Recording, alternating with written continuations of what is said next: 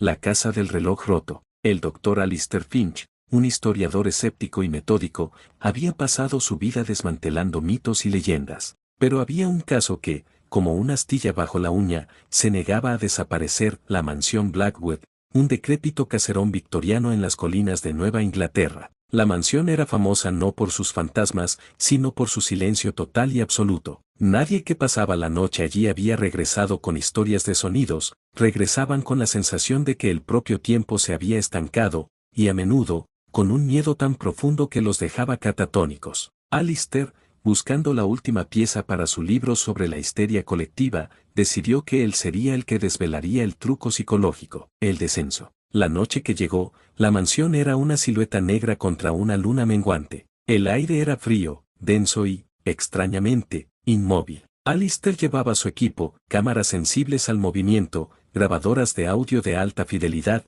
y lo más importante, un cronómetro atómico para medir cualquier anomalía temporal. Al abrir la pesada puerta de roble, el sonido chirriante fue devorado de inmediato. Era como si la casa se hubiese tragado la vibración. El interior estaba cubierto de polvo, pero no el polvo que se asienta, sino una capa fina y gris que parecía fosilizar los muebles. En el centro del recibidor se alzaba un gigantesco reloj de pie. No era un reloj cualquiera, su caja de caoba oscura estaba agrietada, el péndulo inmóvil, y las manecillas estaban atascadas a las 3:07. No se veía ni se oía ningún mecanismo. Era el corazón detenido de la casa. Alistair comenzó su inspección en el salón principal, instalando sus grabadoras. Dejó su cronómetro de alta precisión sobre la repisa de la chimenea. Al compararlo con su reloj de Pelzere, notó que ambos marcaban la hora perfectamente. La primera hora fue un fracaso metodológico: nada. No había crujidos de madera, ni viento silbando por las ventanas rotas,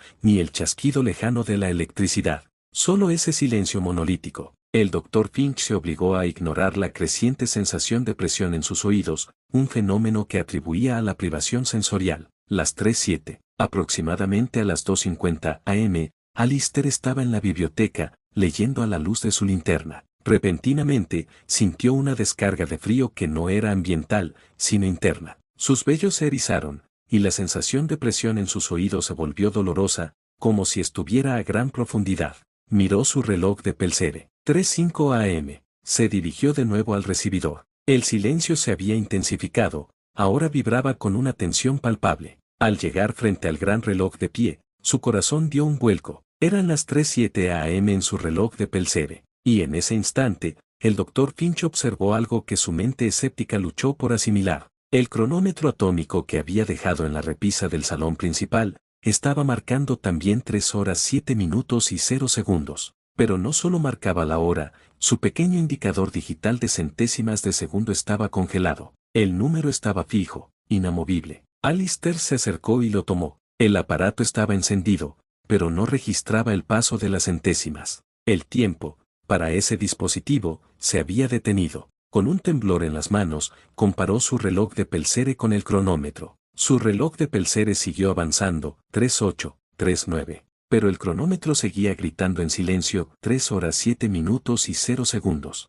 El doctor Alistair Finch se dio cuenta de la verdad escalofriante: en la mansión Blackwood, el tiempo no estaba quieto, sino que había una burbuja de realidad donde el tiempo no existía a partir de las 3:07 am. La casa estaba perpetuamente en el instante exacto de una tragedia, la fisura. El pánico se apoderó de él, pero su entrenamiento metódico lo empujó a buscar una explicación. Buscó en la biblioteca los registros de la familia Blackwood. Finalmente, encontró un diario oculto detrás de una estantería. Las páginas estaban amarillentas. La letra era fina y desesperada. El mecanismo ya está roto. Es la vanidad de Elias. Quería detener el tiempo, aferrarse a la juventud de su hija, la aire. Ha manipulado el reloj, ha usado el viejo rito de los flores del silencio. Dice que, si el péndulo se rompe en el momento exacto del punto más bajo del día, el instante se petrifica. No creo en sus locuras. Pero he oído que el tic-tac se ha ido. Y la ira está más pálida cada día.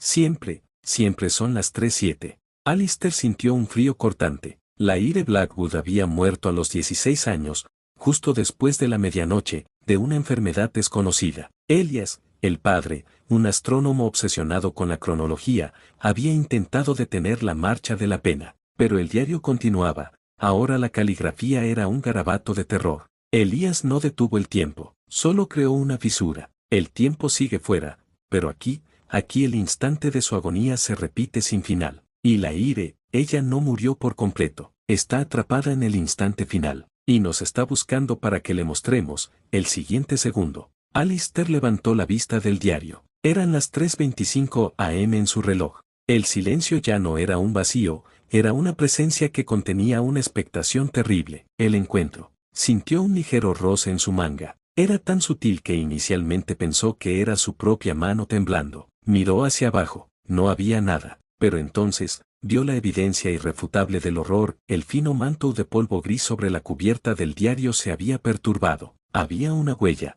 como la de un dedo. Era pequeña, delicada, la huella de una niña. La huella no estaba fresca. El polvo se había removido hace 16 años, a las 3:07 am, pero la casa estaba atrapada allí. Alistair se dio la vuelta lentamente. Al final del pasillo, donde la oscuridad era más densa que en el resto de la casa, había una figura. Era una niña, de unos 16 años, vestida con un camisón de encaje victoriano. Su rostro estaba hundido, y su piel era del color de la cera de vela vieja. Era la Ire Blackwood, o lo que quedaba de ella. Lo más aterrador no eran sus ojos vacíos, ni su boca ligeramente abierta. Era el sonido que no hacía. Se movía en un silencio absoluto. Su pie se levantó, avanzó, y se posó, pero no hubo golpe contra la madera. Era una ilusión visual de movimiento, sin la resonancia del mundo real. La Ire levantó su mano hacia él, lentamente. En su rostro, no había ira ni tristeza, sino una desesperación de otra dimensión.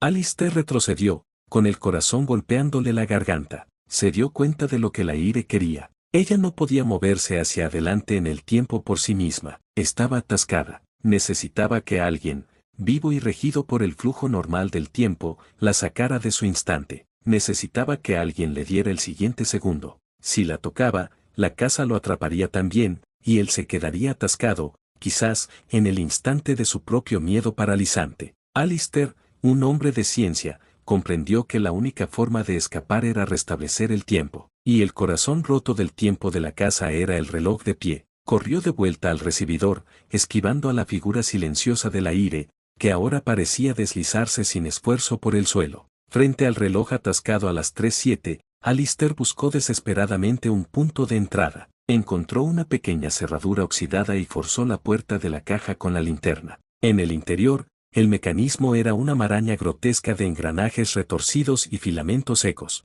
En el centro, colgando inmóvil, estaba el péndulo roto. La Ire estaba detrás de él ahora. Podía sentir el frío antinatural irradiando de su cuerpo. Ella no lo había tocado, pero la presión del aire muerto era inmensa. Alistair agarró el péndulo roto. Estaba frío y pesado, como hueso. La Ire extendió su mano, casi tocándole el cuello. Alistair cerró los ojos y, con un grito silencioso que no resonó, golpeó el péndulo contra el mecanismo central. El despertar. No hubo el sonido de la madera al romperse, no hubo el sonido del metal al doblarse, solo un tic, un solo, suave, pero estruendoso tic. El sonido más hermoso y más aterrador que Alistair había oído en su vida. Era el sonido del tiempo reanudándose. En ese instante, la casa lo soltó. El silencio se rompió en una cacofonía, la madera de la mansión crujió, las ventanas vibraron con el viento repentino, y el gran reloj de pie, con su mecanismo destrozado, emitió un último, agonizante TOC.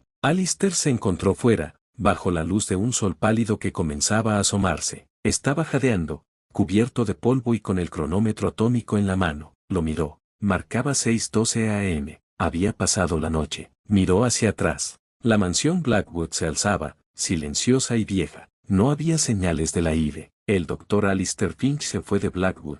Su libro sobre histeria fue escrito, pero con un capítulo final que dejó en blanco, un capítulo que no podía explicar. Nunca volvió a usar ese cronómetro atómico. Lo tiene guardado bajo llave, porque a veces, en el silencio de su estudio, jura que puede ver, por una fracción de segundo, que la pantalla digital se ha congelado, parpadeando débilmente en una sola y solitaria cifra. 3 horas 7 minutos y 0 segundos. Y a veces, cuando se despierta de noche, puede escuchar un sonido, que no es el viento ni el tráfico. Es un silencio tan profundo, tan completo, que sabe que en alguna parte, la Ire Blackwood sigue esperando a que alguien le muestre el siguiente segundo.